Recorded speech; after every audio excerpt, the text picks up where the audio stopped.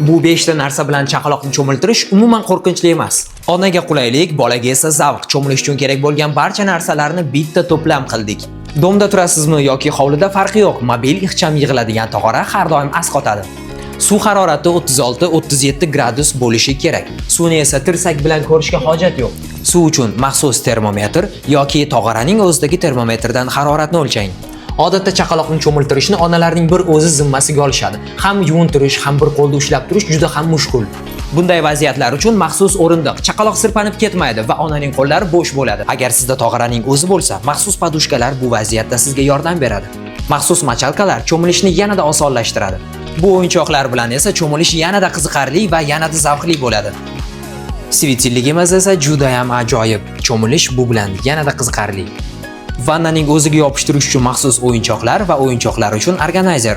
Kichkintoyni parvarish qilish uchun maxsus to'plam. Ushbu to'plamda boshini yuvish uchun shotka ham chiqadi. Qazg'oqlarni ketkazish yanada oson. Cho'milib chiqqandan keyin esa taroqlardan ham foydalanish mumkin. Hattoki tirnoqlar uchun pilkalar va elektron tirnoq oladigan moslamalargacha mavjud. Taroq to'plami 0+ dan boshlab ishlatishga mo'ljallangan buyuk hind sovunlari. Quloqlarga suv kirib ketmasligi uchun maxsus skochlar. Cho'miltirish paytida va cho'miltirgandan keyin foydalanishga mo'ljallangan plyonkalar. Quloqlar va ko'zlarga suv kirib ketmasligi uchun maxsus himoyalagich. Ko'zlarni achishidan qo'rqmasangiz bo'ladi. 0+ dan boshlab ishlatishga mo'ljallangan cho'milish geli. Kattagina shampun, qazg'oq uchun maxsus mo'ljallangan shampun, bu esa cho'milishdan keyin mo'ljallangan maxsus molachko. Terini namlantiradi va kichkintoyga yoqimlilik beradi. Kichkintoyni cho'miltirib bo'lgandan so'ng pilet yoki adyol, cho'milib chiqqandan keyin troyka, ichida esa banni xalatlari bilan birga oyoq uchun esa maxsus oyoq kiyim.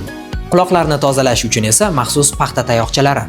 Bu 5 ta narsa bilan chaqaloqni cho'miltirish yanada qulay va yanada oson bo'ladi. Mahsulot narxlarini bilmoqchi bo'lsangiz, kommentariyada plyus belgisini qoldiring. Fogi siz va farzandingiz uchun qayg'uradi.